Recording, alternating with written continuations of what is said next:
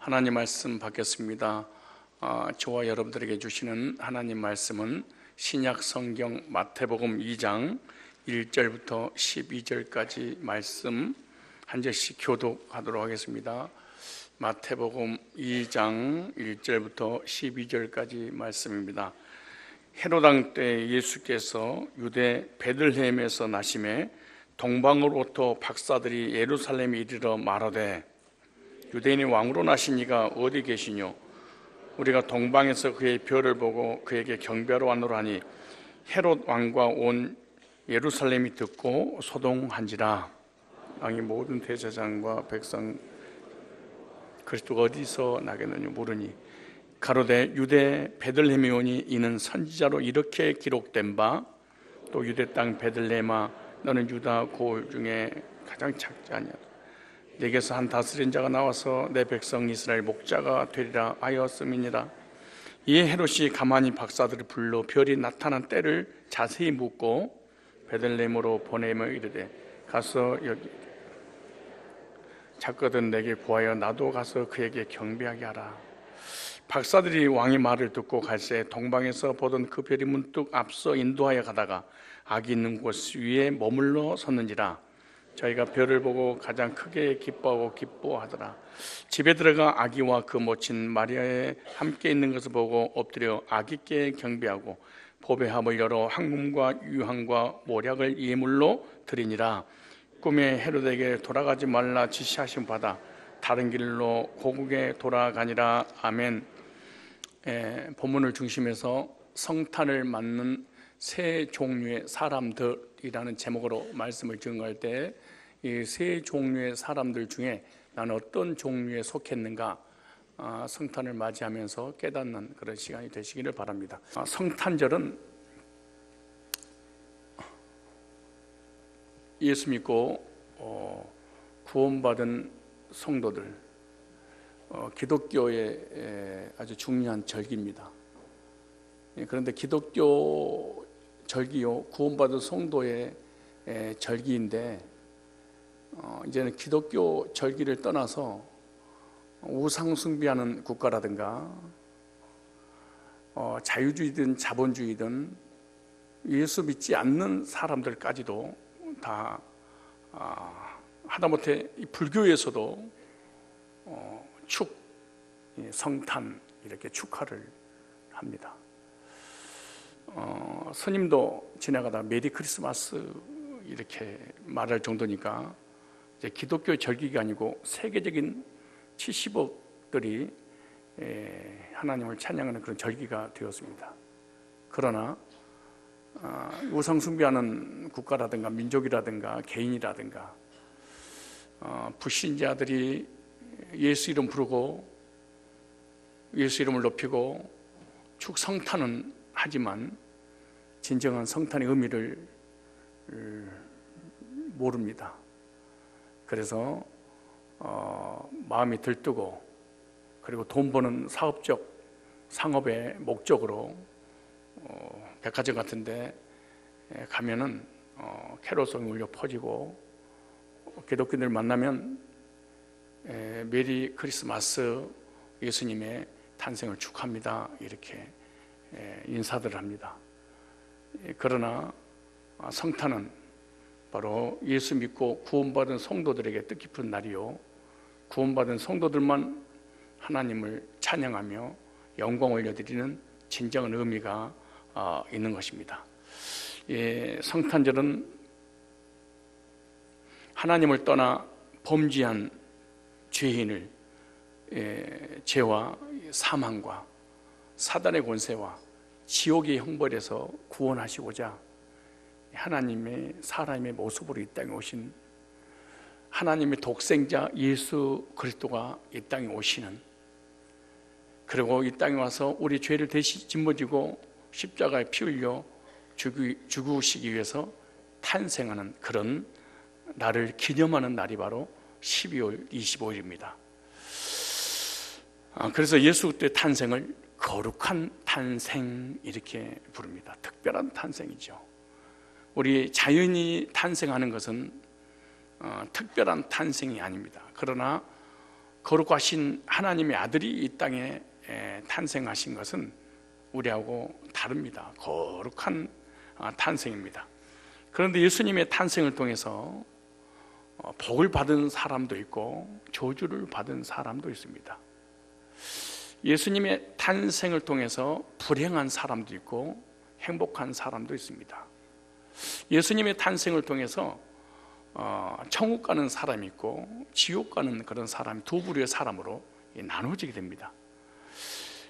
당시에 저주받은 사람들은 어떤 사람일까요? 당시에 주님의 탄생의 현장에서 주님을 직접 보고도 믿지 않았던 헤롯 왕 같은 사람들, 서기관, 바리새인들, 유대 지도자들, 성경을 가지고 예수님을 기다리고 예배를 드리면서도 예수님을 영접하지 않았던 사람들에게는 예수님의 탄생은 직접 눈으로 목도를 했지만은 저주받은 그런 사람들이 있었습니다.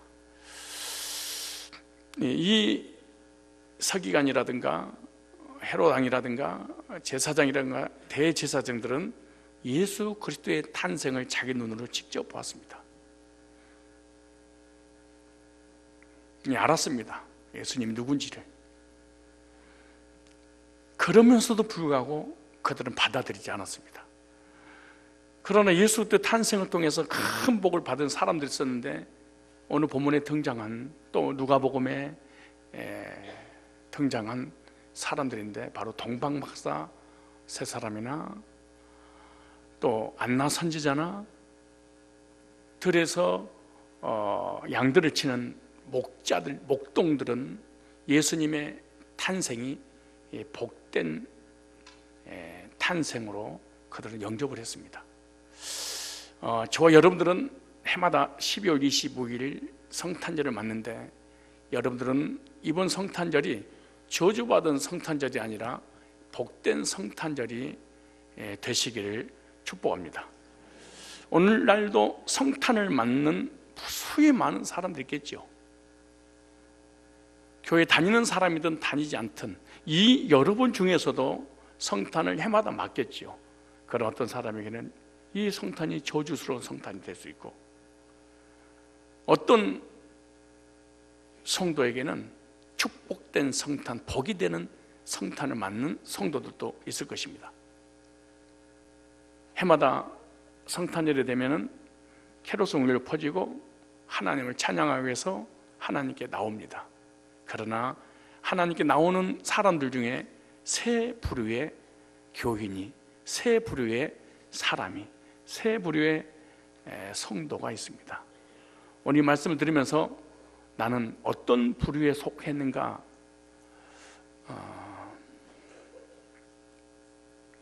말씀을 듣고 깨닫고 돌이킬 건 돌이키고 믿고 있으면 더 충만하게 믿는 그런 시간이 되시기를 바랍니다.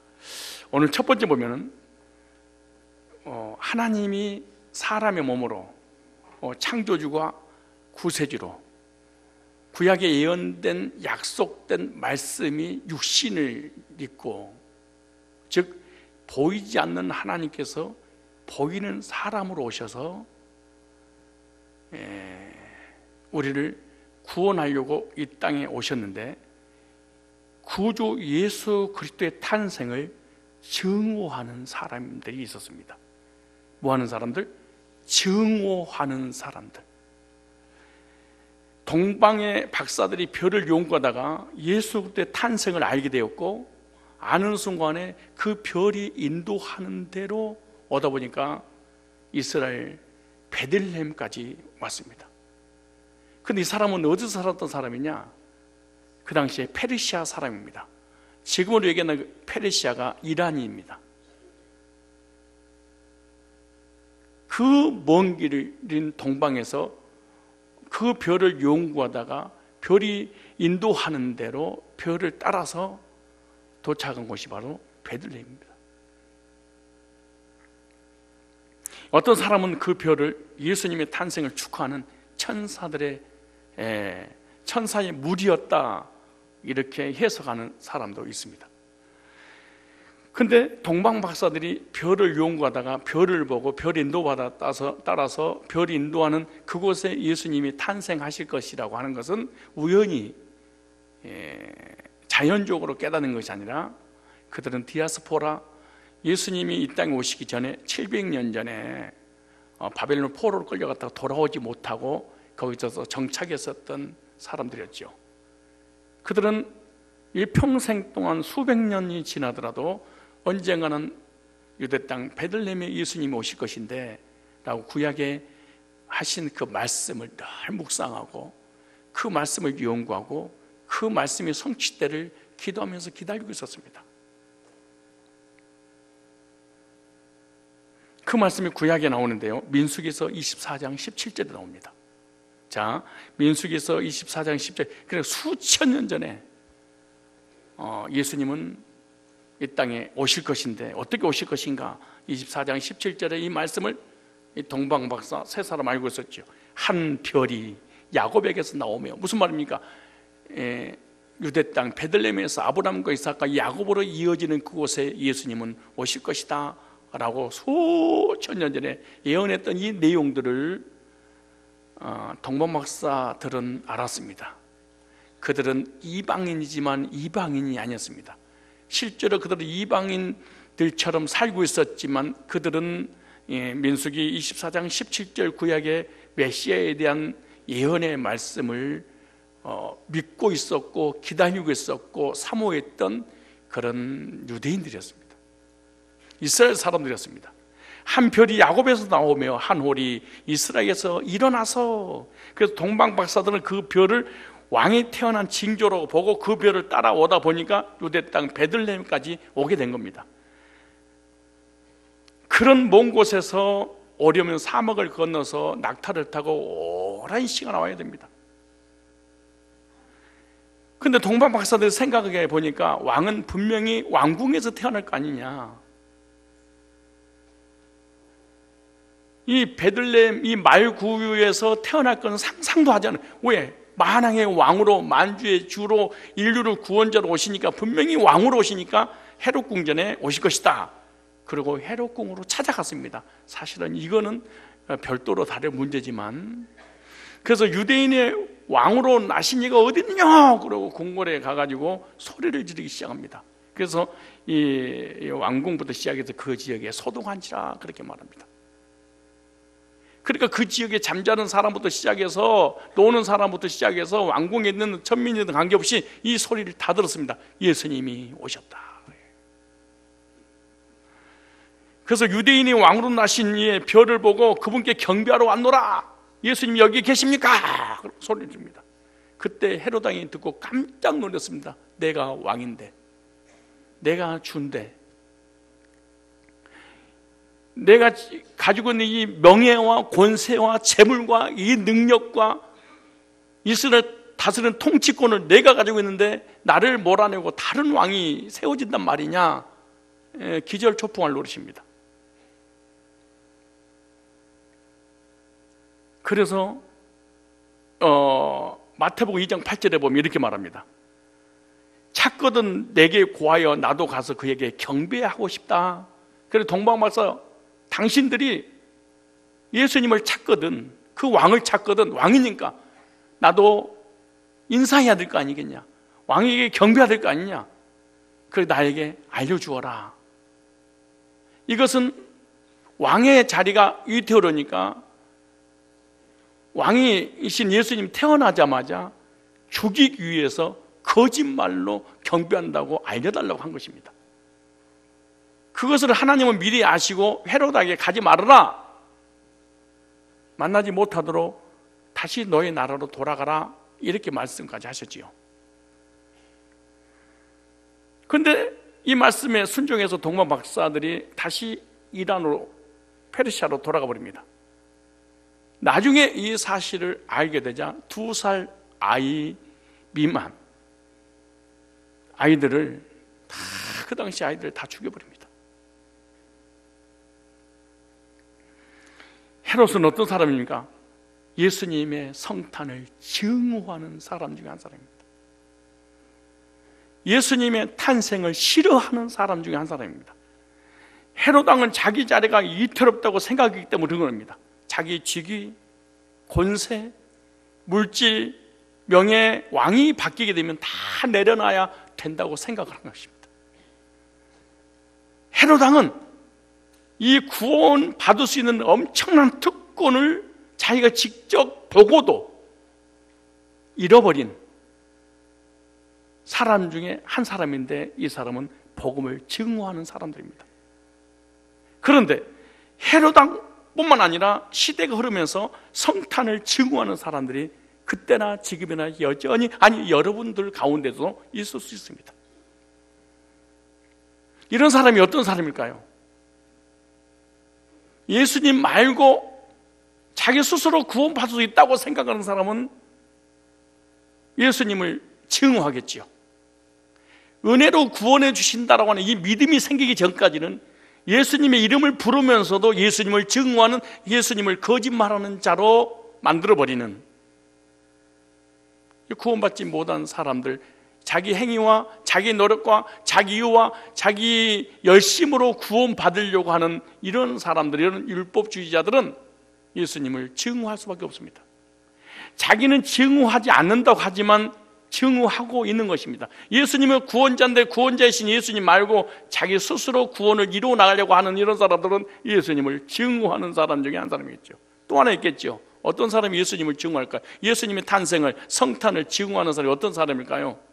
자기가 예수님이어야 되는데 또 다른 예수가 온다고 하니까 얼마나 고통스러워요. 그런 사람 누굴까요? 이만희 무료 성경 신학원 교주지요. 자기가 예수인데, 자기가 메시아인데, 성탄절이 별도로 있다고 생각하는, 자기가 태어났는데 성탄인데 싫어하겠죠. 신천지에 빠져있는 사람도 싫어하겠지요. 안상홍 증인에 거기도 자기가 재림지고 보혜사고 하나님인데 예수님이 왕이고 하나님이라고 하니까 얼마나 거북하겠습니까? 그래서 미워하겠지요. 싫어하겠지요. 증오하겠지요. 지금 감옥에 있는 정명석이라는 JMS 교주도 예수님의 탄생을 얼마나 싫어했을까요? 왜일까요? 자기의 권자를 뺏길까 봐. 오늘 우리들은 성탄절을 해마다 돌아올 때 어떤 사람이 싫어할까요? 물질로 손해볼 것 같으니까. 재물의 손해를 볼 것 같고 시간의 손해를 볼 것 같은 이런 사람들은 성탄절을 절대로 기뻐하지 않을 것입니다. 도리어 말은 안 하지만 속으로 증오하는 것입니다. 세상의 물질의 부요를 위해서만 살아가는 사람들은 싫어하겠지요. 이런 율법주의 행위와 자기를 통해서 구원받으려고 하는 사람은 주님의 거룩한 성탄의 구원자가 싫겠지요. 그리고 어떤 이단 집단이라든가 이단 신도라든가 이단의 교주들은 예수님의, 자기가 예수인데 별도로 만왕의 왕이신 예수님이 구원자라고 하니까 싫어해서 증오하고 미워하고 핍박을 할 수밖에 없겠지요. 여러분들은 예수님의 탄생을 증오하십니까? 싫어하십니까? 미워하십니까? 아유, 듣기 싫어 죽겠습니까? 이것이 예수님의 탄생을 증오해서 그렇습니다.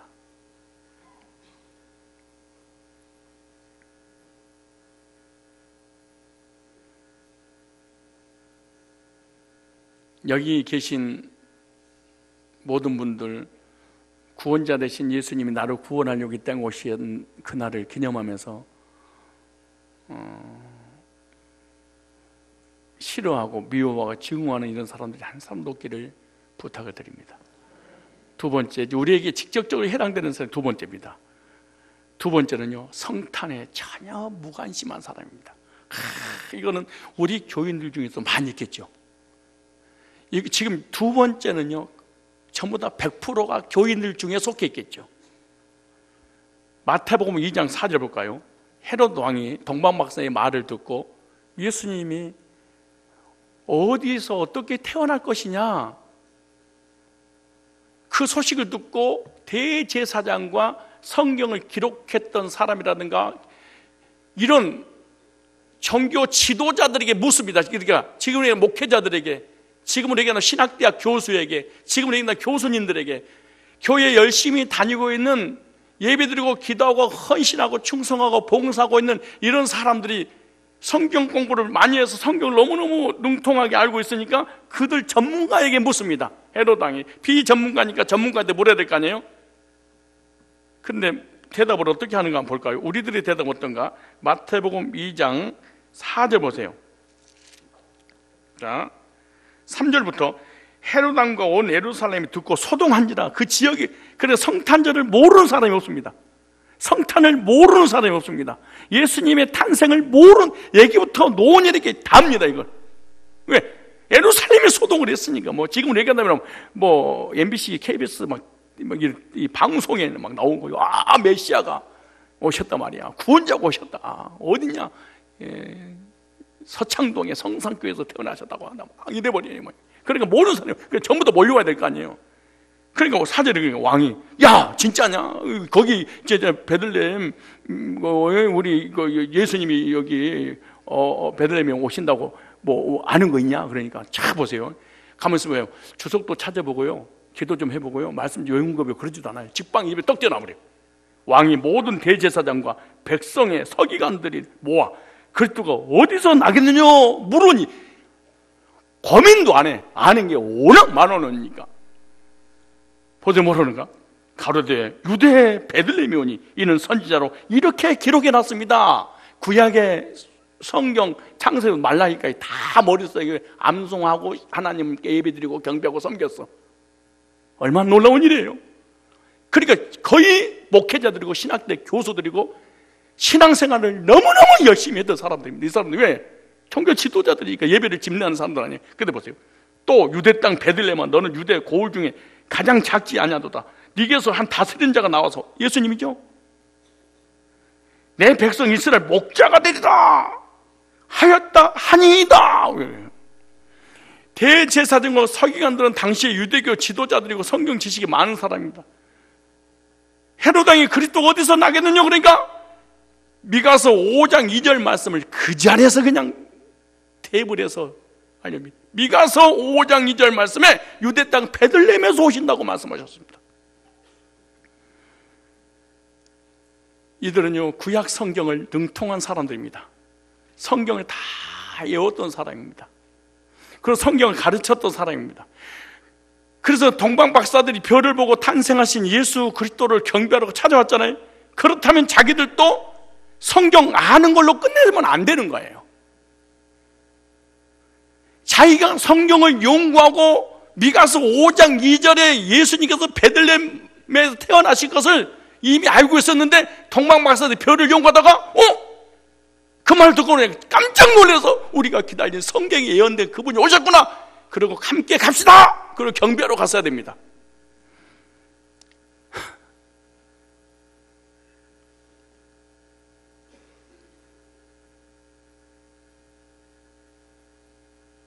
여러분들 눈을 살짝 보니까 진짜로 이 서기관 같아. 이제 유동남하는 게 아니고 진짜로 누구 같냐? 대제사장처럼 예배드리는 경건한 사람들. 왜냐? 여러분들 모습이 하나님, 아버지, 근데 관심은 없어. 멀리서 찾지 마세요. 이 본문에 이 모델들을 잘 보세요. 어쩌면 우리를 그대로, 우리는 20년 동안 교회 다니면서도 창세기 됐어요. 처음에 출애굽 그 다음에 레위기 됐어요. 그 다음에 내게 할까? 그럼 있지. 성경에 대해서 얼마나 잘한지는 몰라. 믿지는 않아. 관심은 없어. 예수님 누구예요? 구원자. 예수님 믿으면 어디 가요? 천국 가요. 저 사람 구원 받았대요? 그래? 근데 왜 나한테 지랄이야? 믿지는 않아. 어쩌면 그대로 우리의 상태를 기록해놨습니다. 글자는 안 틀리고 우리의 신앙관을 딱 읽어놨습니다. 이거는 불신자들이 아니에요. 여러분처럼 전부 다 교회 다니는, 그냥 교회 아니에요. 새신자가 아니에요. 성경을 달달달 외우고 성경부를 달달달달 외워서 머릿속에 저장해서 누가 무슨 말하고 착착착착 알려줍니다. 믿지는 않습니다. 안 믿습니다. 다른 사람들도 아니고 근처에 사는 사람도 아니고 자기 나라 사람도 아닌 멀리 동방 이방 나라 박사들이 별을 관찰하고 영과도 이상한 별을 하나 발견하고 난 다음에 그 별을 따라서 탄생하신 그리스도를 찾아왔다, 그분께 경배하러 왔다 라고 하는데 관심이 없어. 몇 장 몇 절이 있어. 그러나 관심 없어. 그리스도에 대해서 너무너무 잘 알고 있었지만 찾지는 않았던 사람, 그리스도에 대해서 너무너무 잘 알고 있었지만 알려줘도 믿지는 않은 사람, 그래도 여전히 대제사장이고 서기관이고 제사장들이니까 여전히 주일되면 예배드리고 헌금을 하고 헌신하고 충성하고 봉사하고 하나님께 영광 올려 드리되 믿지는 않는 사람. 인사 한번 해볼까요? 어쩌면 옆 사람하고 비슷한 것 같은데요. 시작. 우리는 저번에 언제 그랬죠? 또 다음 주가 되면 우리 교회 하나님 안 계세요. 그래도 우리 예배드리러 와. 안 드릴 것 같다고? 우리 교회 예수님 안 계시니까 다른 교회로 가세요. 그래도 우리는 습관을 조차 헌금 바구니가 안 돌리면은 장로님 불러놓고 왜 바구니를 안 돌리십니까? 헌금을 해야 되는데. 우리는 여전히 천년이 지나도 주보를 보면서 어디 할 차례야? 순서. 이번에 순서가 빠졌네. 왜 그랬지 목사님이? 그리고 차근차근 훑으면서 생각해요. 이거요. 지금도 많은 사람들이 예수 그리스도에 대해서 많이 알고 있습니다. 그런데 그들은 예수 그리스도를 진지하게 찾지는 않습니다. 그리스도를 찾아 경배해 드리려고 하지 않습니다. 알기만 할 뿐이지 찾지는 않습니다. 찾지 않고 절대로 믿지 않고 관심이 없습니다. 그러므로 구원받지 못한 사람들의 성탄의 예배는 무의미하겠죠.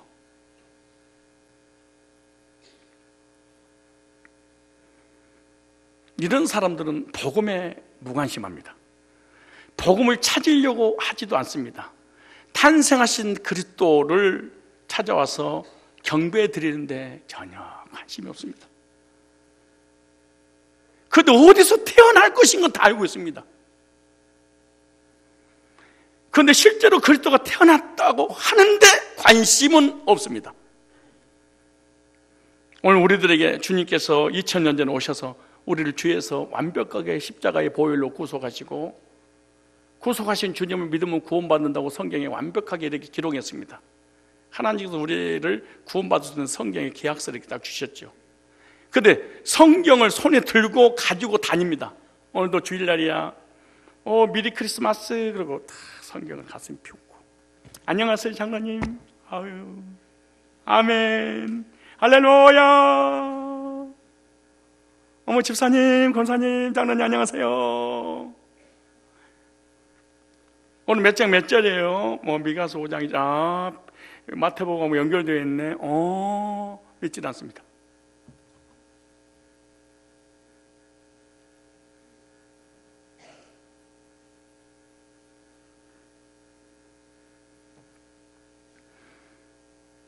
하나님은 죄인들을 사랑하셔서 죄인들에게 너무 큰 관심을 갖고 구원하려고 아들을 보내셔 십자가에 피 흘려 죽게 하시는데 교회에 다녀버리게 되면은 제일 먼저 일어나는 현상이 뭐냐? 복음에 관심이 없다는 거예요.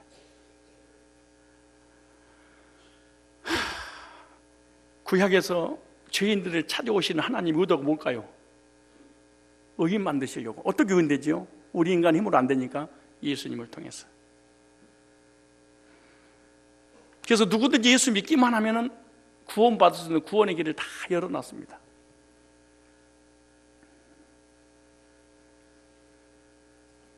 그중에 믿음의 조상으로 선택받은 사람이 있는데 바로 아브라함입니다. 아브라함은 의인이 아니에요. 아브라함은 죄인이에요. 우리처럼 기독교 집안에 태어난 게 아니고 우상 숭배 집안에 태어나서 우상 숭배하다가 우상을 팔아서 먹고 사는 집안 사람이 바로 아브라함입니다. 하나님께서 부르셨는데도 불구하고 불신앙하고 애국으로 내려가고 임기응변으로 목숨을 유지하고 싶어서 부인을 동생이라고 속이기도 하고 거짓말도 하고 이랬던 사람입니다. 그러나 성경에서는 뭐라고 기록됐냐 그러면은 그 아브라함의 행위와 인격과 삶에 대해서 터치하는 것이 아니라 아브라함이 하나님을 믿으니 이를 그의 의로 여기셨다 기록하셨으니 이는 아브라함만 위할 뿐만 아니요 예수를 믿는 모든 자에게로다 이렇게 말합니다.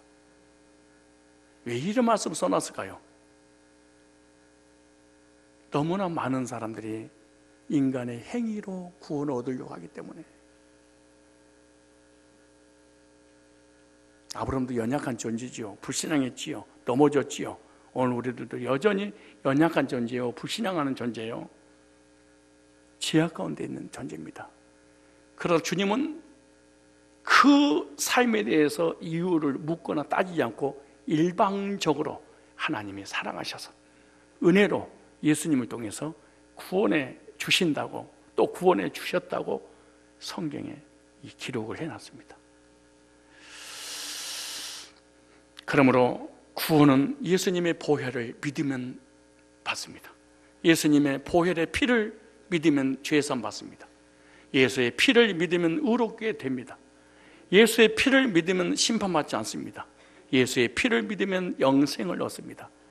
이건 내 행위와 내 노력과 내 어떤 조건에 따라서 되는 것이 아니고 이거는 예수님을 통과한 하나님의 전적인 은혜입니다. 그러나 세상과 거짓 선생들과 이단들과 사탄은 교회 안팎에서 주를 믿지 못하게 가로막고 있다는 사실입니다. 그 중에 하나가 뭐예요? 육적으로 세상에 빠져서 영적인 일에 무관심하게 만들어서 교회 가지 못하도록. 여러분 이런 이 복음의 예수님의 성탄에 무관심한 이 사람들은요, 특별히 교회 집사가 되고 직분을 가졌는데 믿음이 없는 이런 그 서기관이라든가 대제사장이라든가 제사장이라든가 이런 종교 지도자가 돼버리게 되면은 주일날 예배 드리고 오후 예배 드리거나 수요예배 드리면은 믿음 없는 남편은 꼭 그런 얘기를 합니다. 유별나게 믿지 마라. 너는 꼭 광신녀 같아. 난 너무 너 하나님께 깊이 빠질까 봐 심히 불안 초조해서 견딜 수가 없구나. 예, 신앙은 적당히 믿는 거야. 대충 믿는 거야. 세상에서 너무 빠지지 않아도 되지만 교회도 너무 빠지는 게 아니야. 이 말을 듣고 설득을 당하게 되면 믿음이 퇴보하기 시작하는 것입니다.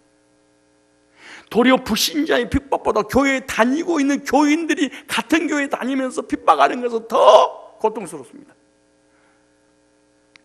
인사하세요. 야, 적당히 믿어. 시작. 대충 믿는 거지. 너는 광적으로 믿어. 너 이단이야? 그리고 자기도 예수 믿고 있고 교회 다니면서도 꼭 무슨 사건이 터지면 너 예수가 시키디? 너 목사가 시키디? 너 교회 못 나가? 여지 없습니다, 여러분. 근데 거의 교인들이 이렇습니다. 예수 이름으로 성경을 가지고 다니면서 이게 너무너무 갈급하고 너무너무 간절해서 죄하라고 소리를 기도하면은 너 미쳤니? 요란하게 믿지 마라. 경건하고 거룩하고 지성인답게 주님 이리 와. 그렇게 믿어야지. 너는 무슨 그렇게 유별나게 주님을 그렇게 자꾸 부르짖니? 이게 복음을 미워하는 사람들, 복음을 싫어하는 사람들, 복음에 무관심한 사람이죠. 성경 공부하려고 제자들을 가면은 너 공부할 시간 있으면 좀 돈 좀 벌어 와라. 나만 쎄 빠지게 돈 벌게 하지 말고 너도 같이 벌어서 빨리. 그거 좋은 얘기지. 이런 말을 듣고 설득을 당하게 되면 나도 모르는 사이에 믿음이 사라지게 되고 복음하고 멀어지게 되는, 이런 사람은 복음에 무관심한 사람들입니다. 교회 안에도 이런 사람 있죠. 교회 안에서는 사단의 종인 거짓 선생이 의의 일꾼으로 등장해서 미혹합니다. 예수님 바로 알지 못하도록, 믿음을 바로 갖지 못하도록, 믿음이 전진하지 못하도록, 거룩하게 살지 못하도록 거짓 교사들이 교회 안에서 거짓 교리를 가지고 미혹하여 예수님을 알지 못하도록 방해하는데, 뭐냐? 한번 예수 믿고 구원받으면 구원 취소되지 않아. 하나님께 영혼을 구원하러 왔지 육체를 구원하러 왔어? 죄 짓고 막 살아도 괜찮아. 율법 폐했으니까. 이렇게 접근해 들어옵니다. 이게 구원파입니다. 이게 세월호 사건이죠. 이게 오대양 사건이죠. 이원이라든가 박욱수라든가 권신찬, 이런 계열들, 그래서 수많은 사람들 죽어도 양심의 가책을 받지 않는 율법 폐기론자 구원파들. 이런 말씀을 들으면 들을수록 미혹을 당해서 믿음이 떨어지게 되죠. 또 마귀는 율법주의를 만들었습니다. 하나님이 가장 싫어하는 거, 은혜로 믿음으로 구원받은 것이 아니라 행위로, 노력으로, 우리 인간의 의로 구원받은 거야. 행함이 없는 믿음은 죽은 믿음이야. 그래서 이 구원파하고 정반대된 또 교리를 만듭니다. 그래서 율법주의를 거기만을 잘합니다. 행함이 없는 믿음은 죽은 믿음이야. 율법을 지키는 행함으로 하나님 앞에 의롭다고 인정받아야지, 이런 믿음을 전파해서 또 신앙이 하나님과 멀어지게, 복음하고 무관심하고 율법하고 관심을 갖고 세상과 관심을 갖게 만드는. 또 어떤 사람은 예수 믿고 구원 받았지만 너 구원을 열매로 증명해봐라. 열매 있어? 십계명을 지키는 열매가 있어? 어떤 사람은 너 구원 받았어? 그럼 성화됐어? 성화된 것을 가져와. 이렇게 또 미혹시킵니다. 어떤 사람은 구원을 가봐야 알지 우리 인간이 알 수 없는 거야. 그래서 복음하고 무관심하게 돼. 복음하고 멀어지게 만들어. 어떤 사람은 너 예수 믿냐? 예, 믿습니다. 그럼 성령 받았어?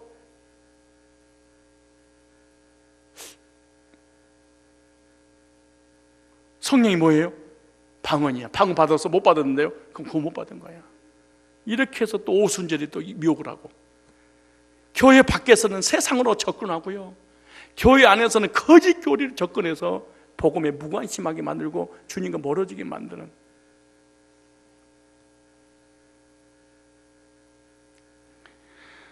사단은 교회 안 밖으로 복음을 혼미케 해서 주님을 믿지 못하게 만듭니다. 어떤 사람은 율법주의로, 어떤 사람은 성화주의로, 어떤 사람은 행위주의자로, 어떤 사람은 신비주의로, 어떤 사람은 방종주의로. 얼마나 많은 성경을 가지고 복음을 증오하고 성경을 가지고 복음에 무관심하게 만드는, 여러분, 율법주의나 행위주의나 구원파나 이런 성화주의는 자동으로 예수하고 멀어지도록 만드는 거예요. 자동으로 복음하고 무관심을 하도록 만들 수밖에 없는 거죠. 이게 사실은 이런 혼란과 혼동의 시대에 저와 여러분 복음 안에 바로 서서 예수님의 탄생이 나를 위한 탄생이고 무관심이 아니라 관심을 갖는 우리들의 신앙이 되어야 될 줄 믿습니다. 세 번째입니다. 예수님의 성탄을 통해서 그리스도를 만난 사람들이 성경에 많습니다. 그리스도가 오셨지만 그리스도를 알아보고 발견하고 만난 사람들이 많지 않지요.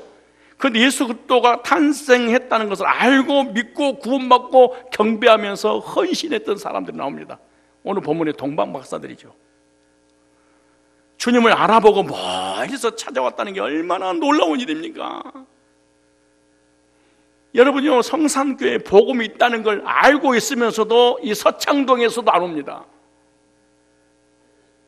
그러나 팔레스타인의 저기 이 페르시아라고 하는 이란, 이라크, 사우디아라비아 이쪽 이 먼 나라에서 먼 길을 복음 하나 때문에 낙타를 타고 왔는데, 지금은 뭐 서산에서 뭐 저기 자흥에서 강원도에서 뭐 일산에서 전국에서 이 복음 하나 들으려고. 그런데 우리 교회를 전적 다니고 있는 사람은 또 관심이 없어버려. 그럼 가끔가다 이런 사람 만나잖아요. 그런 거예요. 집사님, 저하고 교제 좀 해요. 왜요? 아니, 서산에서 왔다면서요? 예.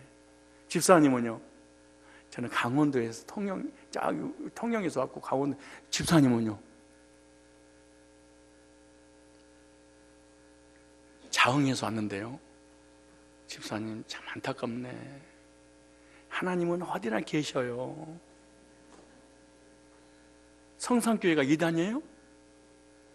가까운 교회 가세요. 구원 받았으면. 전도해가지고 오면 쫓아내고, 전도해가지고 쫓아내고.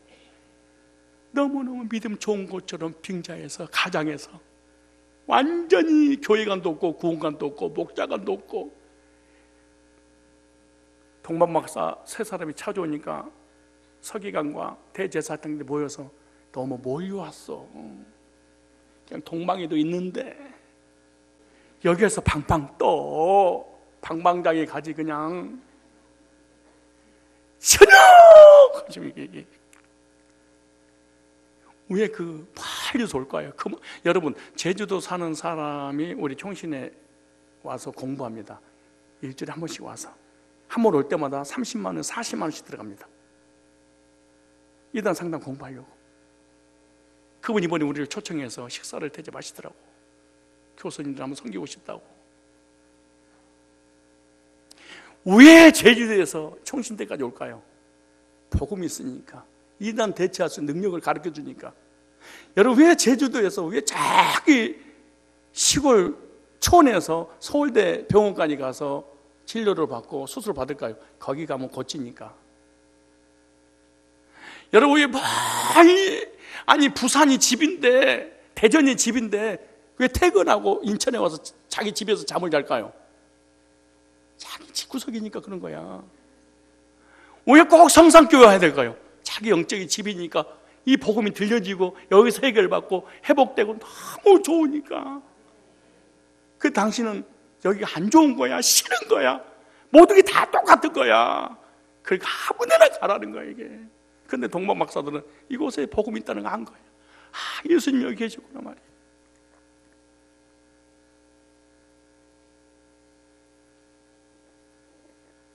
바로 예수님이 태어난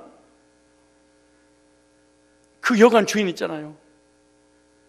예수님이 태어나시는데 태어날 장소가 없으니 여기 여관 방 하나 빌려주세요 그러잖아. 방 없대. 꽉 찼대. 예수님이 직접 자기 집에 신방을 왔는데 요셉과 마리아와 예수님 보더라 보는 거지.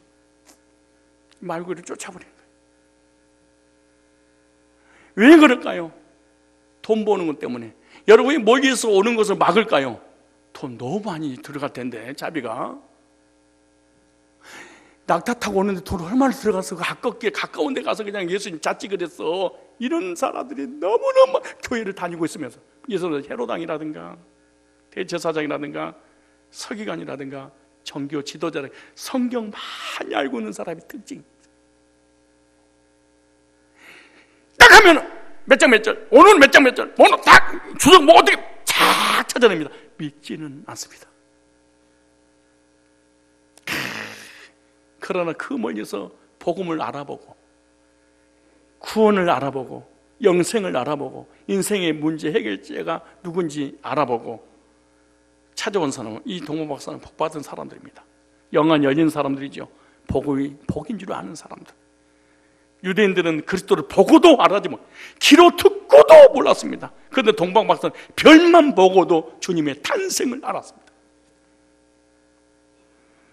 알기만 한 것이 아니라 먼 곳에서 멀다지 않고 찾아와서 황금과 유황과 몰약 귀한 예물까지 드리면서 경배합니다. 혹시 멀리서 예배 드리려고 오신 분들 있으십니까? 이분들은 교회가 없어서도 아니고 교회가 있는지 몰라서도 아니고 동방 박사들처럼 복음이 있고 말씀이 있고 구원의 은혜가 있기에, 이걸 깨달았기에 여기까지 온 줄로 저는 믿습니다. 복이 줄 아는 사람들. 또 복받은 사람 누굴까요? 양치는 목자들이 주님을 알고 믿고 구원받았습니다. 누가복음 2장 10절 한번 찾아보실래요? 누가복음 2장, 천사가 전해주는 예수님의 탄생을 볼까요? 누가복음 2장 10절입니다. 누가복음 2장 10절 말씀 볼까요? 8절부터. 그 지경의 목자들이 밖에서 밤에 자기 양떼를 지키던 주의 사자가 곁에 서고 주의 영광이 저희를 두루 비추며 크게 무서워하는지라 천사 그래도 무서워 말라. 보라, 내가 온 백성 밑이 큰 기쁨의 좋은 소식을 너에게 전하노라. 오늘 다윗의 동네에서 너희를 위하여 구주가 나셨으니 곧 그리스도 주시라.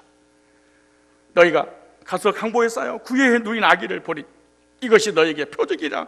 표적인 하시는 호련히 허다한 청군이 그 천사와 함께 있어 하나님을 찬송하여 가로되 지기 높은 곳에서는 하나님 영광이요 땅에서는 기뻐하심을 입은 사람들에게 평화로다 하니라. 아멘. 양치는 목자들입니다. 들에서 양떼들을 지키고 있던 목자들에게 천사들이 와서 예수님의 탄생, 구세주 탄생, 만왕의 왕이신 예수님 탄생을 전해줬습니다.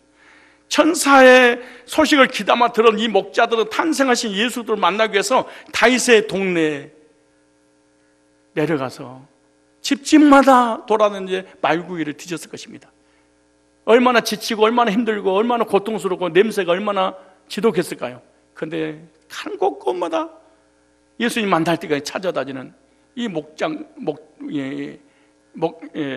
목자들입니다. 그리고 가서 예수님 만나고 난 후에 예수님 만나서 이 구원받고 하나님 자녀가 되어 경배하면서 이들이 얼마나 기뻐했을까요?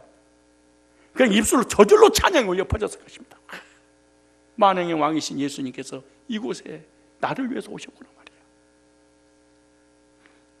여러분, 주님의 탄생을 여러분을 위한 탄생을 믿는다면 주님의 탄생은 얼마나 뜻깊은 의미가 있을 것이고 우리가 얼마나 기뻐 뛰며 찬양하며 하나님께 영광 올려 드릴 수밖에 없을 거 아니겠습니까? 그런데 예수님의 탄생이 나를 위한 탄생이라고 이게 믿지 않으니까 무관심하게 되고 관심이 전혀 나를 위한 것이 아니라고 생각하기 때문에 그렇습니다. 대제사장들과 서기관들은요, 동방 박사들에게 유대인의 왕으로 나신 그리스도에 대해서 들었습니다. 알았습니다. 성경도 알았습니다. 같이 갑시다 그래야 되잖아요. 관심 자체가 없습니다. 예배는 드립니다. 기도는 합니다. 헌금은 합니다. 말씀은 가르칩니다. 성경부도 가르칩니다. 미가서 5장 2절을 착착착착 별의 인도를 받아서 예수님이 베들레헴에 태어나실 것이다, 아브라함, 이삭, 야곱으로 이어질 것이다, 성경을 너무너무 정확히 가르쳐줍니다. 그러나 믿지는 않습니다. 얼마나 놀라운 일입니까? 예수님을 찾지도 않습니다. 찾으려고 애쓰도 않습니다. 그리고 몇 장 몇 절이요, 자고 있는데 나를 깨우고 있어 그러고 자버립니다. 지금 우리가 예수님이 탄생의 소식을 듣고도 관심이 없어버려요.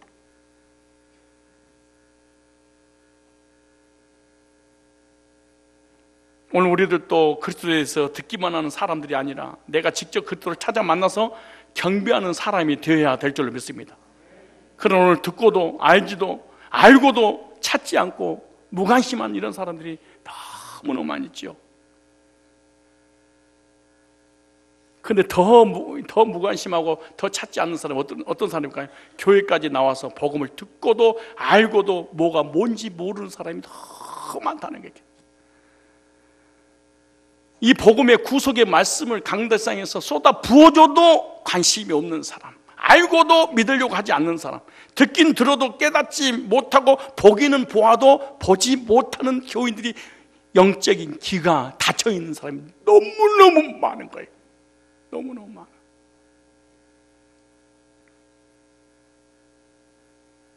또 한 사람 있죠. 누가복음 2장 36절 한번 찾아볼까요? 누가복음 2장 36절. 이 안나라는 할머니입니다. 이 안나 할머니. 이 사람은 100몇 년 동안 살면서 이 성전에서 안 나와. 예수님 만날 때까지 안 나왔던 사람인데 이 안나 선생입니다. 잘 볼까요? 2장 36절. 36절 한번 보세요. 우리 이런 사람들이 많이 있었으면 좋겠습니다. 이 복음에 미쳐있는 사람, 예수님 미쳐있는 사람.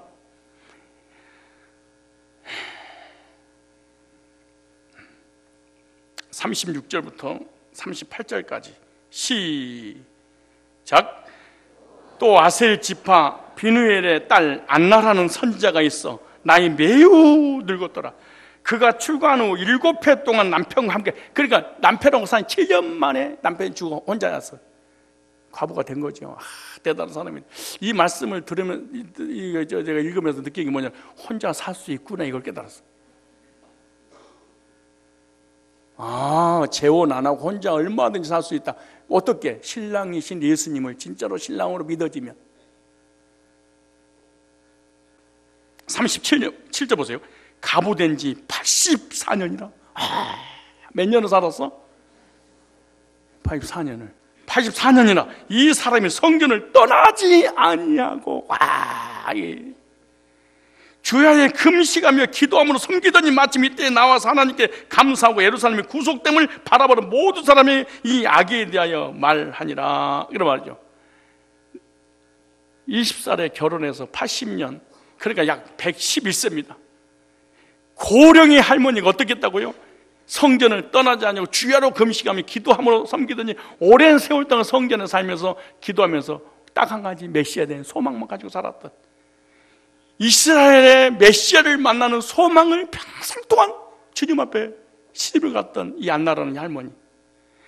여기서 우리가 중요한 원리 깨달은 게 뭘까요? 이 사람은 변함이 없는 충성된 자구나. 이게 참 변함이 없는 충성된 자.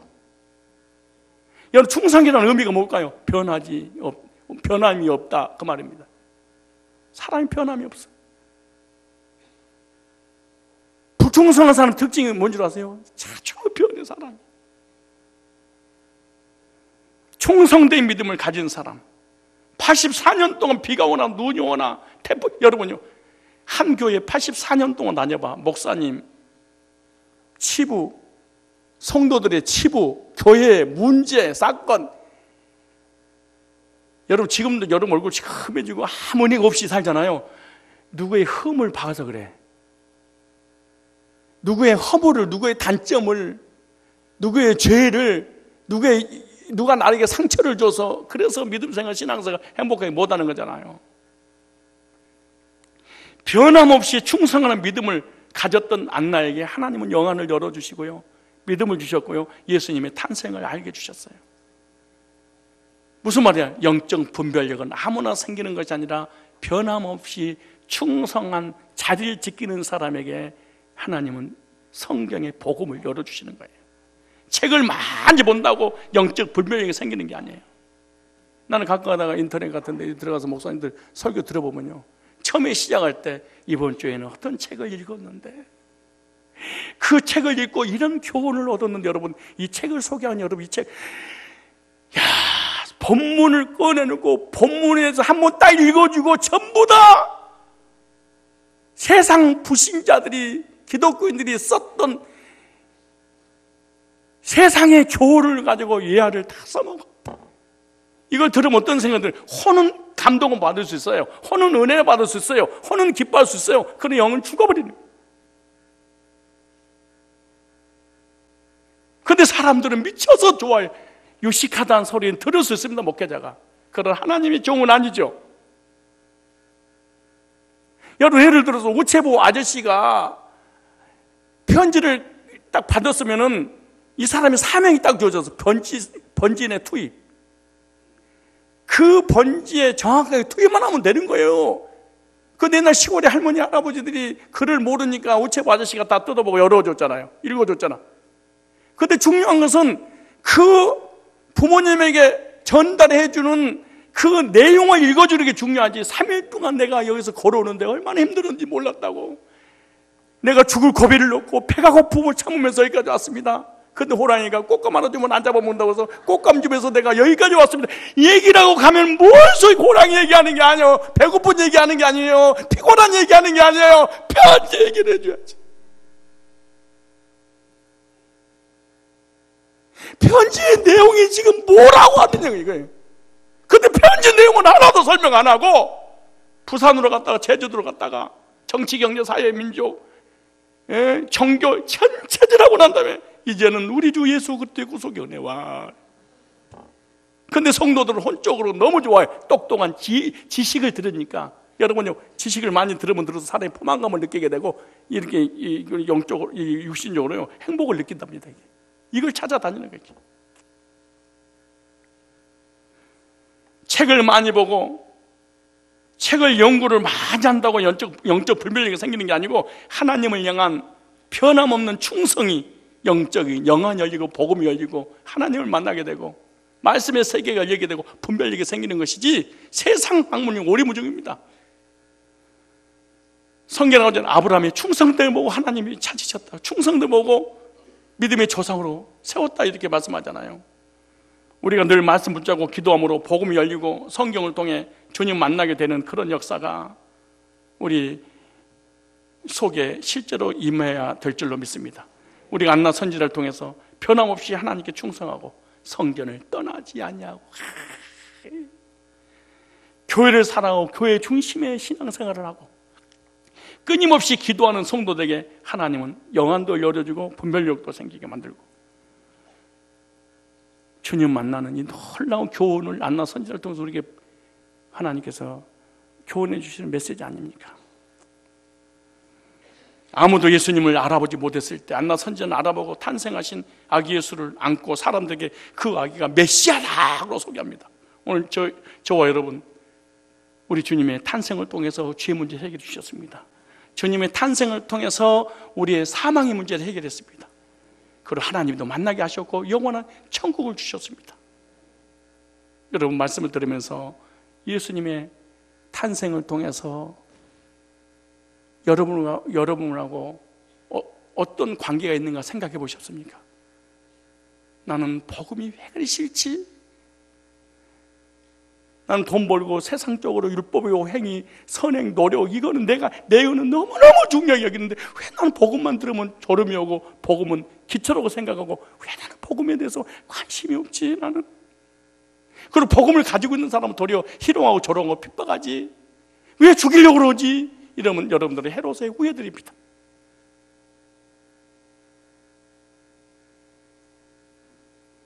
왜 나는 율법과 신비주의 행위와 도덕과 윤리는 너무너무 중요하게 생각하는데 왜 복음에는 무관심하지? 왜 내 입술에 버려서 복음 얘기는 한 번도 못하지? 성경은 안 돼.